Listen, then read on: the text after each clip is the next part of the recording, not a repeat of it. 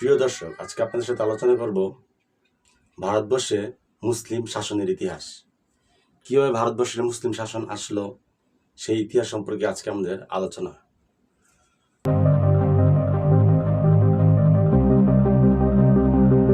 মূলত ভারতবর্ষে 1191 খ্রিস্টাব্দে একটা যুদ্ধ হয়, সেটা হচ্ছে প্রথম তরাইনের যুদ্ধ, এবং 1192 সাথে সাথে দ্বিতীয় তরাইনের যুদ্ধ সংগঠিত হয়।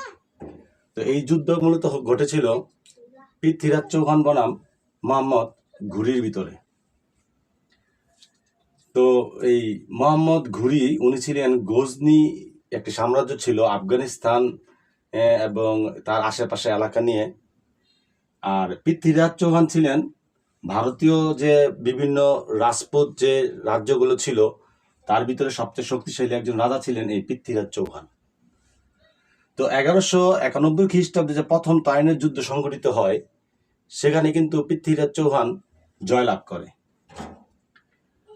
মূলত রাজপুত যে সৈন্য ছিল তাদের কৌশলের কাছে তারা তখন পরাজিত হয়।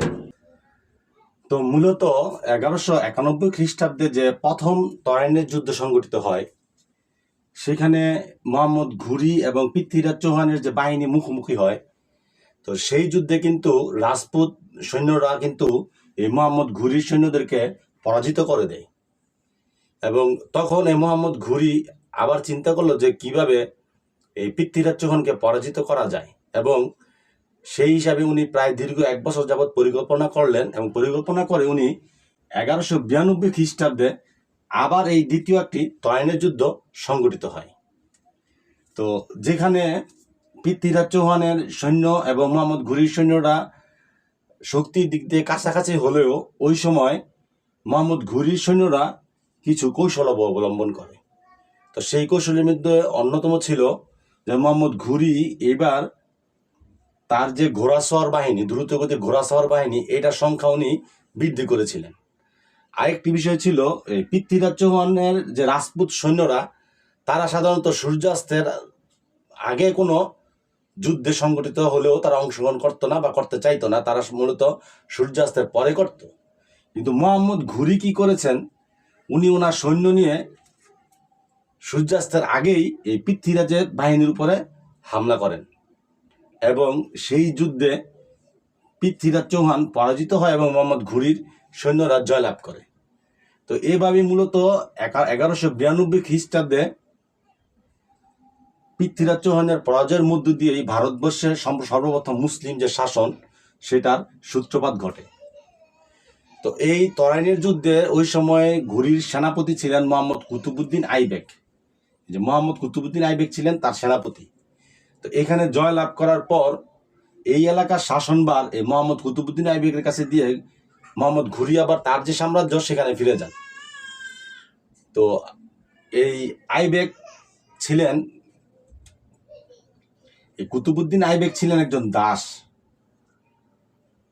গজনি সুলতান মোহাম্মদ ঘুরি তাকে ক্রয় করে নিয়ে আসে এবং পরবর্তীতে যুদ্ধবিদ্যা সহ বিভিন্ন বিদ্যায় তাকে পারদর্শী করে তোলে। তো এই কুতুবউদ্দিন আইবেক 1193 সালের দিকে যে দিল্লি সহ এর আশেপাশে শাসন কার্য চালিয়ে যেতে থাকে ঘুরির প্রতিনিধি হিসাবে। তারপর দেখা যায় যে 1197 খ্রিস্টাব্দের ভিতরে এই কুতুবউদ্দিন আইবেক দিল্লি সহ তার যে আশেপাশের যে অঞ্চল, আজমির সহ তার আশেপাশের বিশাল একটা অঞ্চল ওই সময় আরো দখল করে নেয়। তো দখল করার পর দেখা গেছে যে মুসলিম যে শাসন ভারতবর্ষে, এটার যে বিস্তৃতি সেটা আরো বৃদ্ধি পায়। পরবর্তীতে 1204 খ্রিস্টাব্দে মোহাম্মদ ঘুরি মারা গেলে তার কোনো বংশধর ছিল না। এই যে গজনির যে সাম্রাজ্য, যে সুলতান মহিউদ্দিন মোহাম্মদ ঘুরি, তার কোনো বংশধর ছিল না। তো মোহাম্মদ ঘুরি মারা যাওয়ার পরে 1204 খ্রিস্টাব্দে কুতুবউদ্দিন আইবেক দিল্লির সিংহাসনে আরোহণ করে। আর তখন থেকে মূলত দিল্লি সালতানাতের গোড়াপত্তন ঘটে, যে সালতানাতটি ভারতবর্ষে প্রায় 300 বছরের অধিক সময় পর্যন্ত শাসন করে যায়। তো আজকে আমরা জানলাম মূলত মুসলিম যে শাসনের ইতিহাস সেটা। তো এক কথা যদি আমরা বলি, 1191 খ্রিস্টাব্দে প্রথম তাইনের যুদ্ধ, 1192 খ্রিস্টাব্দে দ্বিতীয় তরাইনের যুদ্ধ এবং পৃথ্বীরাজ চৌহান এবং ঘুরির মধ্যে যুদ্ধে ঘুরি জয়লাভ করার মধ্যে দিয়ে ভারতবর্ষের মুসলমানদের ইতিহাসের শাসনের সূচনা করে। তো আজকে এ পর্যন্তই। আমরা সামনে জানবো কুতুবউদ্দিন আইবেকের যে শাসন ব্যবস্থা সেই সম্পর্কে।